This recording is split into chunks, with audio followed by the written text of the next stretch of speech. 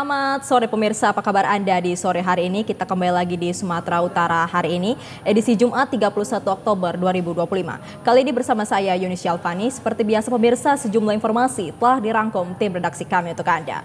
Dan berikut informasi selengkapnya. Kejatisu geledah Disdikbud dan kantor BKPAD tebing tinggi. Aksi unjuk rasa minta polisi tangkap mafia gas. Buksu sediakan rumah bersubsidi untuk wartawan.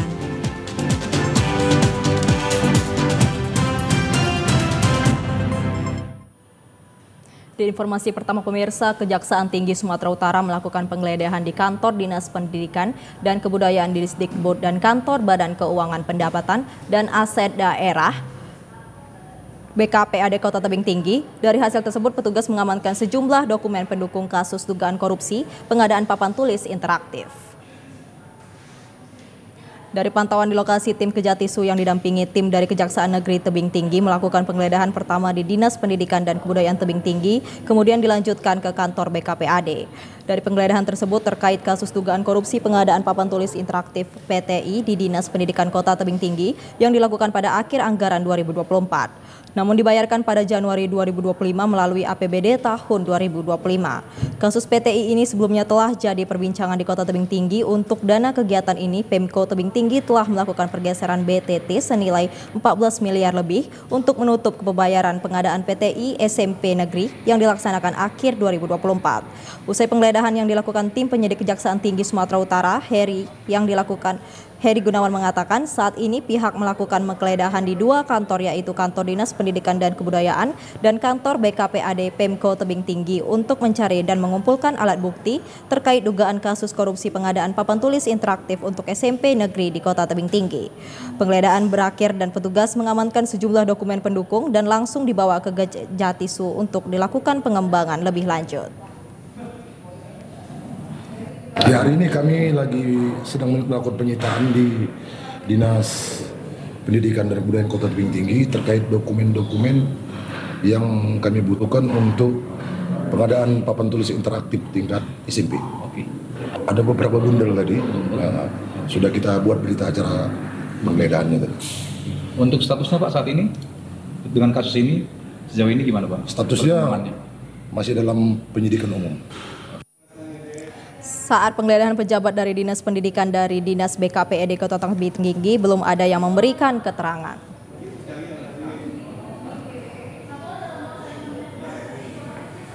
Ya pemirsa, antrian kendaraan yang cukup panjang dan membutuhkan waktu berjam-jam di sejumlah SPBU di Padang Sidempuan untuk bisa mengisi bahan bakar minyak.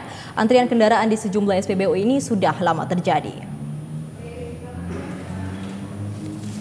Di sejumlah stasiun pengisian bahan bakar umum SPBU di Kota Parangsidempuan dipenuhi antrian kendaraan yang akan mengisi biosolar. Antrian kendaraan ini terlihat di SPBU Kota Jalan Sermalian Kosong dan SPBU Sitamiang Jalan Sisingamaraja. Biosolar didominasi kendaraan diesel yang mengular hingga di bahu jalan ini menyebabkan arus lalu lintas terhambat. Untuk mendapatkan biosolar, kendaraan harus mengantri lebih dari 1 jam. Para supir mengaku lebih memilih mengantri lebih lama untuk mendapatkan BBM solar tersebut. Menurut para supir truk yang kendaraannya yang berbahan bakar solar mengatakan ia rela mengantri meskipun dengan waktu yang lama agar kendaraannya bisa mendapatkan bahan bakar minyak. Amri Tambunan, seorang pengemudi angkutan umum Parangsidempuan menuju Medan, membutuhkan waktu 1 jam untuk bisa mengisi bahan bakar minyak jenis biosolar. Tampak itu bosan, tapi mana kita butuh, harus kan, kadang makan juga. Kalau nggak ada ini, kayak mana mau jalan? Kalau nggak jalan nggak dapat duit. Sudah berapa lama Abang melihat kondisi kayak gini Bang? Ya, berapa bulan belakangan ini lah. Ya. Harapan Abang apa nih Bang? Banyak lah, maunya sukses itu diharuskan yang cepat sekarang aja. Berapa jam Abang ngantri tadi Bang? Nah, 1 jam Bang ya? Para pengemudi berharap pemerintah segera mengatasi persoalan subsidi bahan bakar minyak solar dan pertalite di sejumlah SPBU di Parangsidempuan. Harus diawasi dengan ketat agar tidak berdampak pada yang membutuhkan. Ya pemirsa, belasan warga menggelar aksi unjuk rasa di depan Polda Sumatera Utara. Dalam aksinya massa meminta pihak kepolisian untuk menindak tegas para mafia gas oplos yang sudah sangat meresahkan masyarakat. Warga berunjuk rasa di depan Polda Sumatera Utara untuk meminta pihak kepolisian mengungkap praktek gas oplos yang sudah sangat meresahkan masyarakat. Koordinator aksi Rashid Daulay menyebutkan hasil investigasi di lapangan menemukan dugaan aktivitas pengoplosan gas LPG 3 kg bersubsidi menjadi gas 12 kg non-subsidi di Jalan Keramat Kuda, Kabupaten Deli Serdang. Aksi kali ini merupakan yang kedua kalinya digelar di Polda Sumut terkait penyalahgunaan gas LPG. Polda Sumut bergerak cepat dengan melakukan penggerebekan di lokasi, namun polisi tidak menemukan apa-apa. Menurut Rashid, aktivitas pengoplosan gas LPG di lokasi ini sudah lama berlangsung kurang lebih dalam 1 tahun terakhir. Gas LPG 3 kg bersubsidi dioplos ke dalam gas 12 kg non-subsidi sehingga aktivitas ilegal ini sangat merugikan negara dan masyarakat. Pas aksi kami yang pertama Bang, Polda Sumatera Utara malamnya langsung grebek Bang. Itu kita sangat apresiasi, tetapi ada juga sayangnya Bang. Sayangnya Polda Sumatera Utara tidak menemukan apa-apa. Yang grebek itu Subdit 4, Tipiter 4 Polda Sumatera Utara. Aksi kami pertama langsung ditanggapi malamnya, namun kosong itu. Nah, oleh karena itu kami datang kembali Bang. Ya pemirsa, sosok jasad pria ditemukan mengambang di perairan laut Kabupaten Batubara. Hingga kini belum diketahui identitas jasad tersebut. Jasad pria tanpa identitas ditemukan nelayan jaring di sekitar perairan Pulau Pandang Batubara kemarin. Setelah berkoordinasi dengan aparat keamanan dari BPBD Batubara, jasad tersebut kemudian dievakuasi ke Pelabuhan Tanjung Tiram. Warga yang mengetahui adanya penemuan jasad langsung berkumpul di Pelabuhan Tanjung Tiram, namun tidak ada satupun warga yang mengenali identitas jasad tersebut. Salah seorang nelayan Ijol mengatakan saat ditemukan kondisi jasad sudah mulai rusak dengan ciri-ciri mengenakan kaos dan celana pendek. Setelah dari Pelabuhan Tanjung Tiram, jasad korban kemudian dibawa ke Rumah Sakit Umum Daerah Batubara untuk keperluan identifikasi. Menemukan ya kami rame-rame lah, udah kumpul jadi rame-rame semua. Nah, kumpul ya udah, nanti kami bantulah kawan-kawan ini memasukkan mayat itu dalam tenda kan. Ciri-ciri Bang? Ciri-ciri laki-laki. Laki-laki maksudnya pakai baju? Baju kurang jelas Bang, karena udah bercampur sama apa kan. Oh iya. Celana pendek. Celana pendek. Kira-kira Bang usia? Ada informasi 20-an lah. 20-an ya Bang ya? 2 tahun. Petugas mengimbau masyarakat yang kehilangan anggota keluarga untuk segera menghubungi pihak kepolisian. Ya pemirsa, petugas unit Reskrim Polsek Medan Tembung berhasil meringkus 1 dari 3 komplotan pencuri gerobak pedagang di kawasan Jalan Ledda Sujono, Kota Medan beberapa waktu lalu. Para pelaku yang berprofesi sebagai pemulung tersebut mengaku menggunakan uang hasil menjual barang curiannya untuk memenuhi kebutuhan hidup sehari-hari. Ketiga komplotan pelaku pencurian atau yang disebut sebagai rayok besi ini mencuri gerobak milik salah seorang pedagang di kawasan Jalan Ledda Sujono, Kota Medan. Aksi komplotan ini terekam kamera pengawas CCTV di lokasi kejadian dan viral di media sosial. Tidak berselang lama, petugas unit Reskrim Polsek Medan Tembung berhasil meringkus 1 dari 3 kawanan pencuri ini. Menurut pengakuan salah satu pelaku berinisial BPS yang telah ditangkap petugas, komplotan ini melakukan aksi pencurian gerobak pedagang ini secara spontan karena melihat situasi saat itu sedang sepi. Kapolsek Medan Tembung AKP Rasmaju Tarigan menyebut setelah dicuri gerobak tersebut lalu dibongkar dan dijual dengan hitungan kilogram di penampung barang bekas seharga Rp140.000. Pelaku mengaku menggunakan uang tersebut untuk kebutuhan hidup sehari-hari. Di medsos itu adanya pencurian stealing yang menggunakan becak bermotor. Ya, jadi itu tindak pidana pencurian itu sudah kita amankan 1 orang tersangka yang mana ada terekam CCTV bahwa pelaku itu ada sebanyak 3 orang yang melakukan pencurian, namun masih 1 orang yang kita amankan dan barang buktinya seperti teman-teman sudah lihat becak dan stealing. Polisi kini masih mengejar 2 pelaku lainnya. Tersangka dijerat dengan pasal 363 tentang pencurian dengan pemberatan dan terancam hukuman di atas 5 tahun penjara.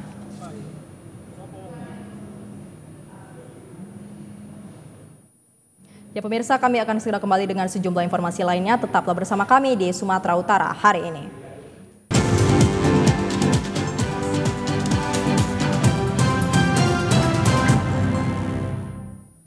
1 hingga 10 November 2025 di Jakarta, Sumatera Utara mengutus 249 orang yang terdiri dari 177 atlet, 36 pelatih, 16 ofisial, 6 tenaga kesehatan, dan 14 pendamping.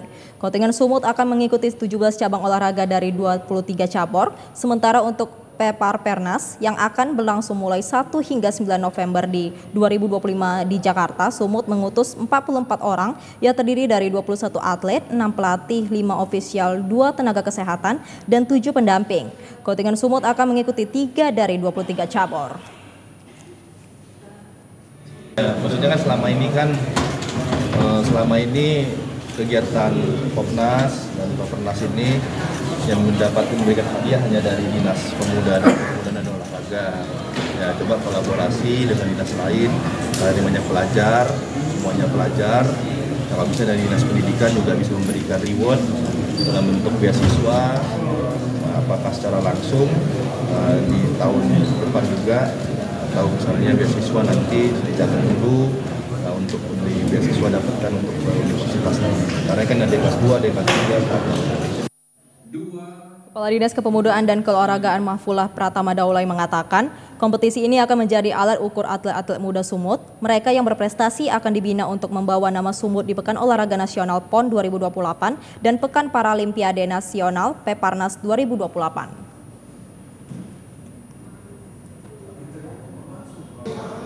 Pesan-pesan untuk para atlet yang bertanding, Pak? Pesan untuk para atlet yang pertama, masing-masing atlet itu harus menjaga stamina selama mereka di Jakarta.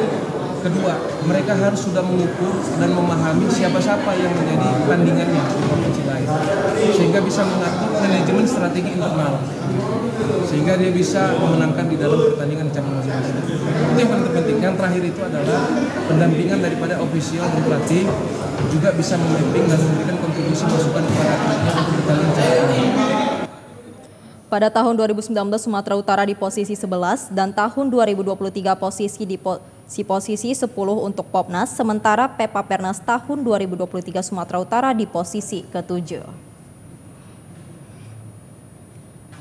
Ya pemirsa, pegawai pemerintah dengan perjanjian kerja P3K Kementerian Agama Provinsi Sumatera Utara tahun pengangkatan 2022-2023 ditempatkan sesuai dengan peraturan Menteri Pendayagunaan Aparatur Negara sekaligus disesuaikan dengan tahun pengangkatan.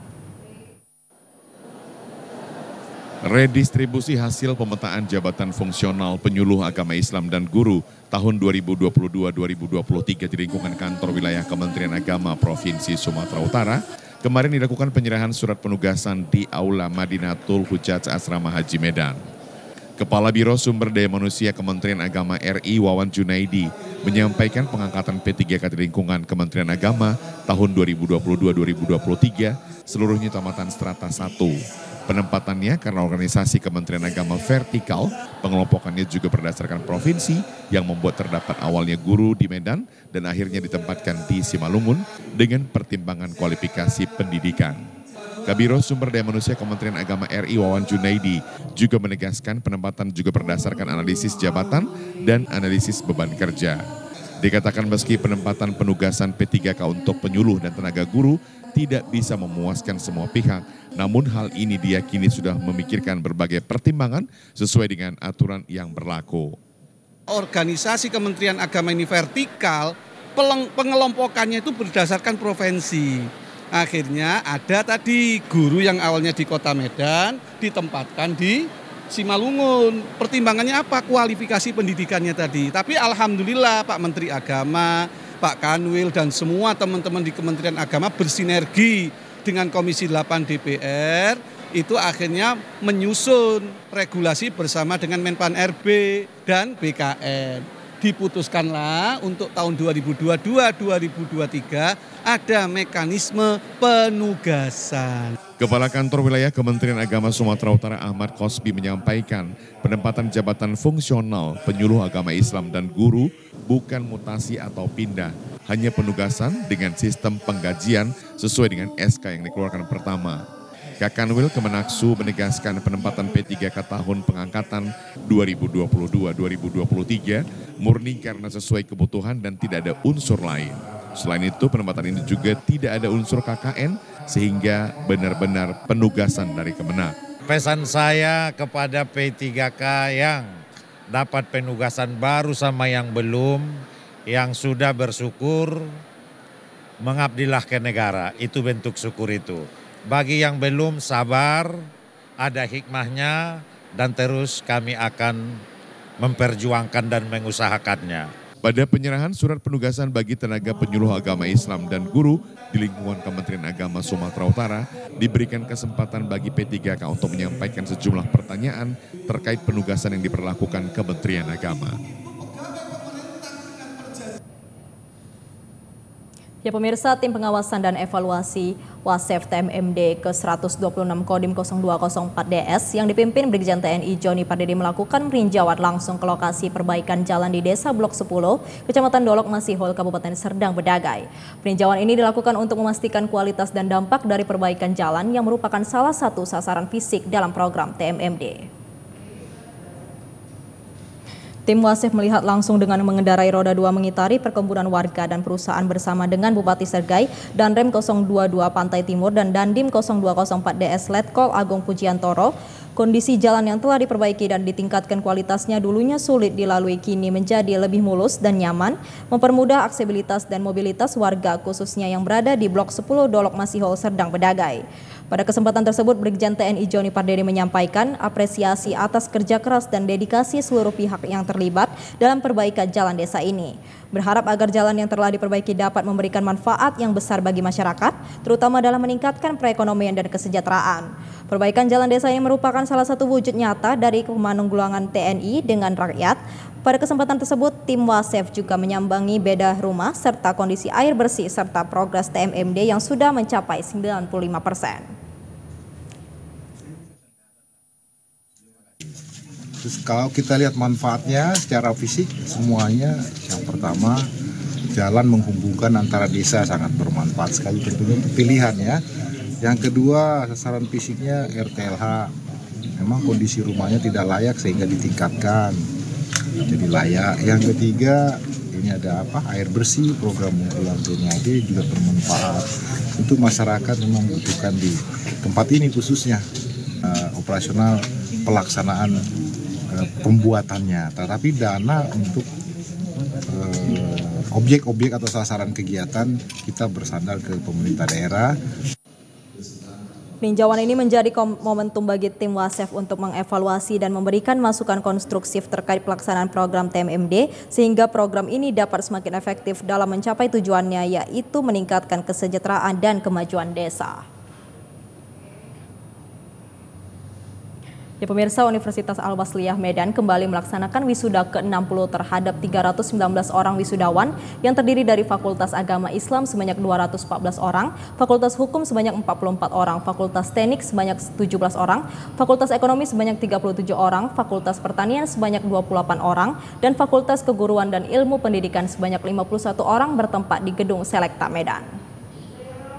Sejak berdiri pada tahun 1958, Unifa konsisten menjadi bagian penting dalam pembangunan sumber daya manusia dan pendidikan Islam, serta terus melahirkan generasi penerus pembangunan daerah maupun nasional. Unifa Medan memiliki peran strategis dalam membangun generasi muda yang tidak hanya unggul secara akademik, tetapi juga memiliki karakter kuat dan semangat kebangsaan. Apresiasi yang tinggi diberikan Ketua Umum PW Al-Wasliyah Masruril Kamis atas konsistennya menjaga mutu pendidikan dan dedikasi dalam membangun sumber daya manusia berkualitas. Jadi akhlakul karimah, network, kemudian hormat kepada guru, orang tua, ulama, itu sesuatu yang sangat diperlukan bagi generasi kita ke depan. Insya Allah mudah-mudahan peluang-peluang ke depan semakin cerah ya. Asal kita rajin, asal kita mau komunikasi, asal kita mau melakukan silaturahim. Kehadiran pemerintah pusat dan daerah menjadi bentuk dukungan nyata terhadap penguatan pendidikan tinggi berbasis nilai-nilai Islam dan kebangsaan. Gelar akademik yang disandang wisudawan hendaknya menjadi awal dari perjalanan pengabdian baru, mengaplikasikan ilmu pengetahuan menjadi karya nyata bagi kemajuan Sumatera Utara dan bangsa Indonesia. Ya pemirsa, kami akan segera kembali dengan sejumlah informasi lainnya. Tetaplah bersama kami di Sumatera Utara hari ini.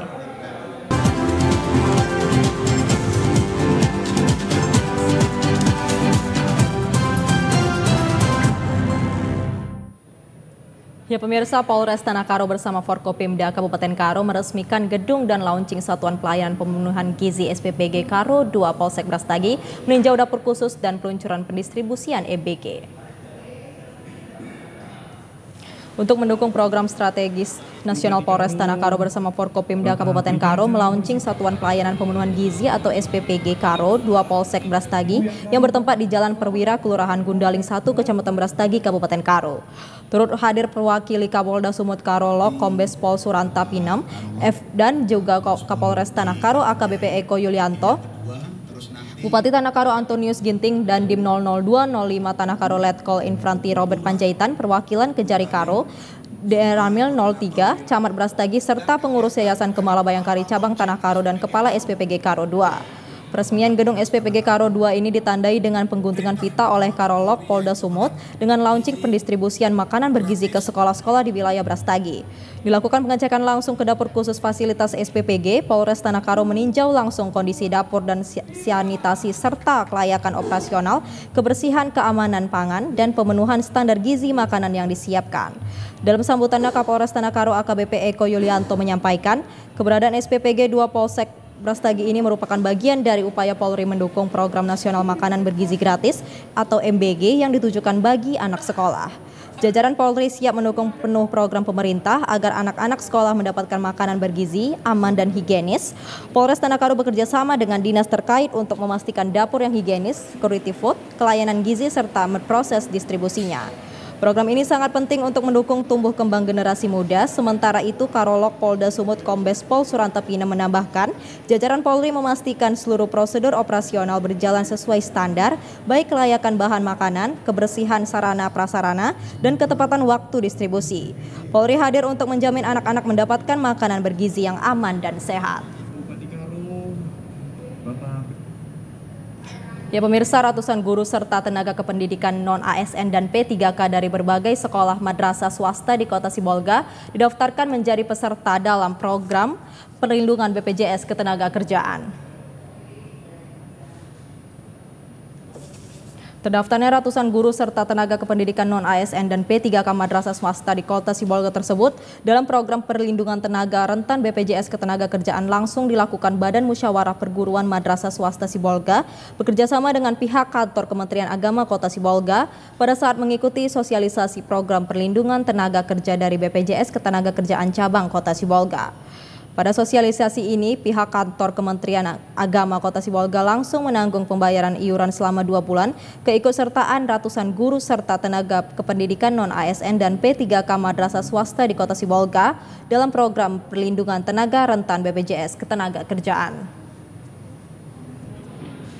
Itu kurang lebih 202 guru dan semuanya itu non-ASN dan non-P3K, dan biaya yang kita keluarkan itu kurang lebih sekitar 3 jutaan setiap bulan. Nah, dan insya Allah itu bisa kita akomodir lewat zakat profesi kita dari Kementerian Agama. Sementara itu, Wakil Ketua DPRD Kota Sibolga yang hadir dalam kegiatan itu menyampaikan DPRD Kota Sibolga akan berkoordinasi dengan pemerintah dan melibatkan pihak-pihak swasta agar ikut serta menanggung pembayaran iuran melalui pendadaan CSR. Karena honor yang diterima para guru dan tenaga kependidikan setiap bulannya sangat kecil dan tidak akan dapat membayar iuran. Pimpinan DPRD, kami melihat bahwa honor daripada guru-guru ini kecil. Kemudian siapa yang melindunginya ketika dia melaksanakan pekerjaan mengajar? Harapan kita ada peran-peran dari perbankan, perusahaan-perusahaan swasta untuk bisa membantu melalui dana CSR.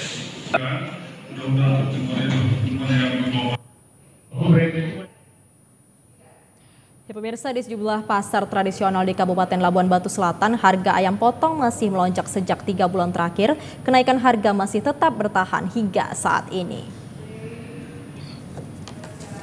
Hal ini terpantau di Pasar Impres Kota Penang, Kecamatan Kota Pinang, Kabupaten Labuan Batu Selatan kemarin. Harga ayam potong saat ini masih mencapai Rp32.000 per kilogram. Sebelumnya pedagang menjual pedaging ayam potong hanya Rp20.000 per kilogram. Dengan bertahannya harga ayam potong ini menyebabkan omset PSDS pedagang menurun. Disebabkan sepinya pembeli, sedangkan naiknya harga ayam potong sudah terjadi sejak 3 bulan lalu. Namun hingga saat ini belum ada penurunan harga. Kenaikan harga ini juga dipicu berkurangnya pasokan ayam ke pasar tidak sebanding dengan kebutuhan konsumen. Salah seorang pedagang ayam potong di Pasar Impres Kota Pinang, Robi, mengatakan untuk saat ini harga ayam potong bertahan di Rp32.000 per kilogram. Belum turun sejak 3 bulan terakhir karena stok ayam dari perusahaan kandang ayam kosong. Naiknya harga ayam potong ini juga membuat penjualan merosot. Biasanya penjualan bisa 1 ton per hari. Saat ini hanya 700 kilo per hari. Untuk menghindari kerugian, para pedagang berharap harga ayam kembali normal. Bang Izin, berapa sekarang harga ayam di pasar ini? Untuk saat ini bertahan Rp32.000, Bang. Belum ada penurunan, Bang? Belum ada, Bang. Udah 3 bulan ini, Bang. Udah 3 bulan ya, Bang ya? Iya, Bang. Untuk penyebab kenaikan sendiri, Bang? Katanya dari PT stoknya kosong, Bang. Permintaan tinggi ya, Bang? Permintaan tinggi ya. Jadi dengan harga tinggi ini gimana, Bang, pembeli? Ya, pembeli merosot lah, Bang. Omset berkurang, Bang. Mahal gini, Bang. Dengan tingginya harga ayam ini, stok pun dikurangi lah, Bang? Kurangi lah, Bang, stok, Bang. Biasanya berapa? Kalau harga normal berapa stoknya, Bang? Stoknya 1 ton gitu. Kalau sekarang, Bang? Sekitar 700 kilo lah, Bang, paling banyak, Bang. Untuk menghindari kerugian ya, Bang? Merosot ya, Bang. Harapannya, Bang? Harapannya kalau bisa harganya normal lah, Bang. Sedangkan untuk ayam kampung saat ini harga masih relatif stabil. Ya pemirsa, sedikitnya 8 km badan jalan di 2 desa Kecamatan Kualuh Ledong, Kabupaten Labuan Batu Utara rusak berat. Akibatnya aktivitas dan perekonomian warga terhambat.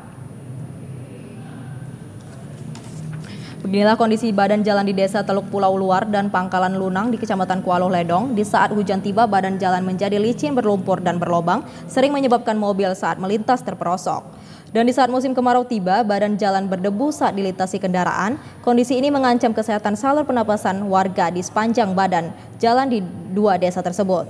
Akibat badan jalan yang rusak sejak puluhan tahun tidak diperbaiki membuat aktivitas warga terganggu, bahkan membuat perekonomian warga semakin sulit bangkit. Karena hasil perkebunan dan pertanian serta laut dari Kecamatan Kualuh Ledong sulit diangkut sehingga harga menjadi merendah di bawah pasar. Salah seorang warga desa Teluk Pulau dalam saat melintas, Amelia Sandra, mengatakan jalan yang paling parah kerusakannya di desa Teluk Pulau Luar hingga desa Pangkalan Lunang ada 8 km kondisinya rusak parah dan sulit dilintasi oleh kendaraan. Parah Pak, dari desa Teluk Pulau Luar ini sampai ujung aspal Pangkal Lunang ada sekitar 8 km yang parah Pak. Tapi yang sangat parah kali desa Teluk Pulau Luar ini Pak, di sini sering banyak orang yang sakit. Mau dibawa ke puskesmas Tanjung Ledong, mau melahirkan Pak, di jalan ini sering melahirkan tak sampai ke puskesmas Tanjung Ledong. Karena itulah sangat parahnya Pak. Jadi kami masyarakat pun sangat susah beraktivitas seperti mengantar anak sekolah dan lainnya Pak. Harapan kami kepada pemerintah umumnya, kepada Bapak Presiden dan Bapak Gubernur Sumatera Utara Pak Bobi, tolonglah kalau ada tahun ini pengaspalan di jalan Kualuh Ledong ini, tolonglah Pak yang diutamakan Teluk Pulau Luar ini Pak, karena ini jalan yang sangat parah, itulah harapan kami sekarang ini Pak. Meskipun desa mereka pernah dikunjungi oleh Gubernur Sumatera Utara dan berjanji badan jalan akan dibangun, namun mengingat kondisi efisiensi keuangan pemerintah, warga menjadi cemas dan berharap pemerintah pusat agar membangun badan jalan tersebut secepatnya.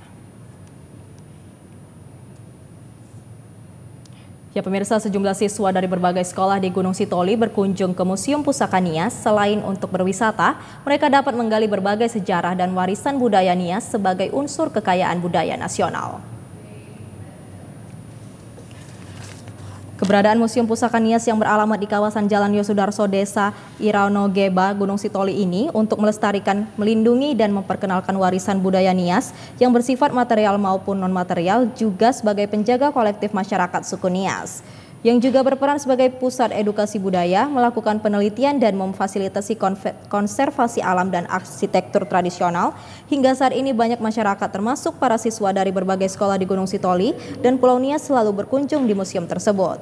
Di dalam pavilion museum, para siswa didampingi guru dari sekolah melihat dan mengetahui informasi secara langsung terkait pelestarian dan konservasi, seperti halnya bagaimana mengumpulkan, melindungi, dan merawat benda-benda cagar budaya seperti alat tradisional, patung, perhiasan, ukiran kayu, dan tekstil. Melestarikan rumah adat tradisional Nias dan mengembangkan kebun binatang mini untuk penangkaran satwa endemik seperti burung beonias, salah seorang siswa SMA swasta Santo Saverius Keiza Valerin Yerna mengaku kagum dan bangga dapat mempelajari tradisi seni dan kepercayaan masyarakat Nias pada kunjungan perdananya kali ini. Jadi tujuan kami untuk datang ke museum ini adalah untuk mempelajari tentang sejarah yang dahulu menjadi lebih dalam. Karena dari sekolah itu kami sudah mempelajarinya pada secara umum, namun kami butuh untuk melihat secara langsung benda fisiknya, sehingga kami lebih mengerti dan lebih paham tentang budaya Nias ini. Tadi melihatnya langsung? Ya, apa saja tadi Nuku yang dilihat ya? Ada banyak seperti pakaian orang zaman dahulu, kemudian menjadi lebih tahu tentang budaya-budaya Nias dulu, seperti ada peti orang meninggal pada zaman dahulu dan lain-lainnya. Melalui interaksi dan komunikasi dengan pihak pengelola konservasi Museum Pusaka Nias, mengajak para siswa menjadi katalisator promosi dan kemajuan kebudayaan Nias sebagai unsur kekayaan budaya nasional. Hal itu dapat ditempuh melalui ruang digital dengan memperkenalkan berbagai koleksi seni dan kerajinan yang mencerminkan filosofi hidup masyarakat Nias kepada dunia. Ya pemirsa, Kantor Badan Nasional Pencarian dan Pertolongan menggelar kegiatan implementasi dan evaluasi pelayanan bantuan hukum. Kegiatan ini diikuti oleh 17 kepala kantor Badan Nasional Pencarian dan Pertolongan di Sumatera. Kepala Biro Hukum bekerja sama dengan Badan Nasional Pencarian dan Pertolongan, Didi Hamzar, didampingi Kepala Kantor Pencarian dan Pertolongan Kelas A Medan, Heri Marantika, membuka langsung kegiatan implementasi dan evaluasi pelayanan bantuan hukum atau advokasi Badan Nasional Pencarian dan Pertolongan tahun 2025, sesi 2 di Kantor Pencarian dan Pertolongan Kelas A Medan Jalan Jamin Ginting Medan kemarin. Kegiatan implementasi dan evaluasi pelayanan advokasi ini memiliki makna yang sangat strategis dalam upaya memperkuat tata kelola kelembagaan di lingkungan Basarnas. Advokasi hukum merupakan pilar penting untuk memastikan setiap langkah, kebijakan maupun tindakan operasional SAR tetap berada dalam koridor hukum yang benar, profesional, dan akuntabel. Dengan adanya pendampingan dan pembinaan hukum yang berkelanjutan, diharapkan seluruh unit pelaksana teknis dapat menjalankan tugas dengan rasa aman, percaya diri, serta berpegang pada transparansi, akuntabilitas, dan integritas. Jadi Bapak Ibu sekalian, dalam pendekatan aturan atau hukum, tugas-tugas Basarnas ini kompleksitasnya tinggi. Karena kita juga tahu situasi kecelakaan darurat yang terjadi kapan saja, di mana hasil terhadap siapa saja. Dengan tuntutan untuk bisa memberikan bantuan secepat, kita berhadapan dengan sumber daya yang harus dikelola. Akan muncul hal-hal yang tidak diharapkan terjadi. Nah, untuk itulah kami Basarnas sesuai dengan undang-undang yang berlaku secara internasional, kita harus adaptasi. Sehingga kalau ada hal-hal yang berkaitan dengan tadi berdampak dengan bersinggungan dengan aturan, kami itu bisa adaptasi ya. Sehingga jangan sampai tugas-tugas kita ini ya salah manfaat. Jangan sampai ada hal-hal yang terkait dengan aturan ini tidak adaptasi dengan kebutuhan yang ada di dalam tugas itu sendiri. Jadi ini lebih kepada adaptasi organisasi dihadapkan dengan kompleksitas tugas kita agar seluruh aparat Basarnas patuh kepada hukum, tidak sembarangan, karena kita kan negara hukum, jadi nggak boleh sembarangan. Masyarakat punya hak juga terhadap hukum itu sendiri. Oke, Pak. Ya pemirsa, untuk mengetahui bagaimana situasi arus lalu lintas di sejumlah persimpangan di Kota Medan, kita akan melihat laporan dari petugas Cecerum Dinas Perhubungan Kota Medan berikut ini.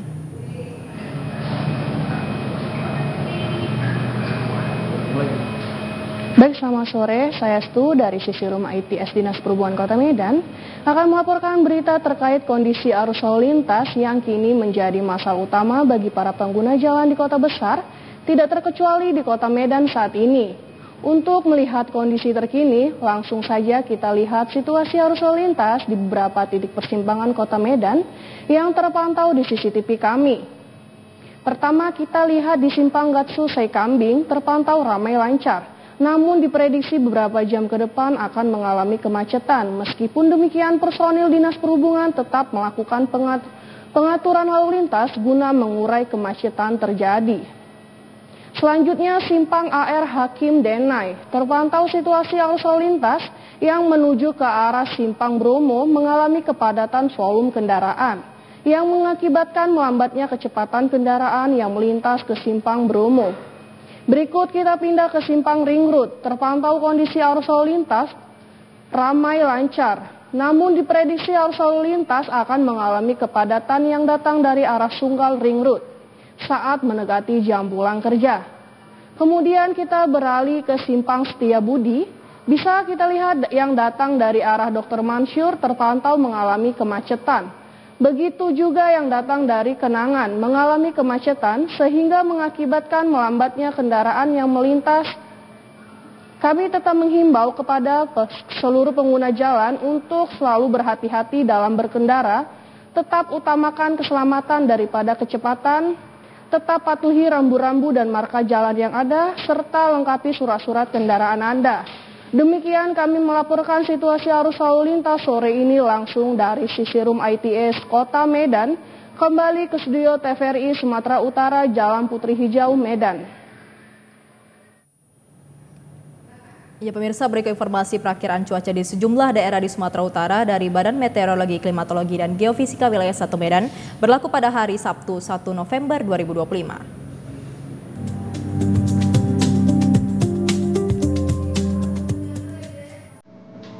Halo Sobat BMKG, kembali bersama saya Enda Paramita, Prakirawan BMKG Wilayah 1, yang akan menyampaikan informasi perakiraan cuaca untuk esok hari, Sabtu 1 November 2025 di wilayah Sumatera Utara. Pada pagi hari diperkirakan berawan. Untuk siang dan sore hari berawan dan berpotensi hujan ringan di Asahan, Medan, Labuhan Batu, dan Nias. Untuk malam hari diperkirakan berawan dan berpotensi hujan ringan di Asahan, Deli Serdang, Karo, Medan, Labuhan Batu Utara, Pangkat, Sedang Bedagai, dan Simalungun. Untuk dini hari diperkirakan berawan dan berpotensi hujan ringan hingga sedang, di mana hujan sedang terjadi di Asahan dan Batubara. Untuk suhu udara diperkirakan 13 hingga 37 derajat Celcius dengan kelembaban udara 75 hingga 99%. Angin bertiup dari arah selatan hingga barat daya dengan kecepatan 4 hingga 10 km per jam. Untuk titik panas terpantau pada tanggal 30 Oktober 2025 di wilayah Sumatera Utara terdapat 106 titik panas, yaitu di Asahan, Umbahas, Labuhan Batu Selatan, Labuhan Batu Utara, Mandeling Natal, Nias Selatan, Padang Lawas Utara, Sedang Bedagai, Tapanuli Selatan, Tapanuli Tengah, Tapanuli Utara, Toba, dan Samosir. Kepada masyarakat dihimbau untuk tetap waspada terjadinya hujan di wilayah pesisir timur dan pantai timur Sumatera Utara yang dapat menyebabkan bencana hidrometeorologis seperti banjir dan longsor. Demikian perakiraan yang dapat saya sampaikan. Semoga bermanfaat dan terima kasih.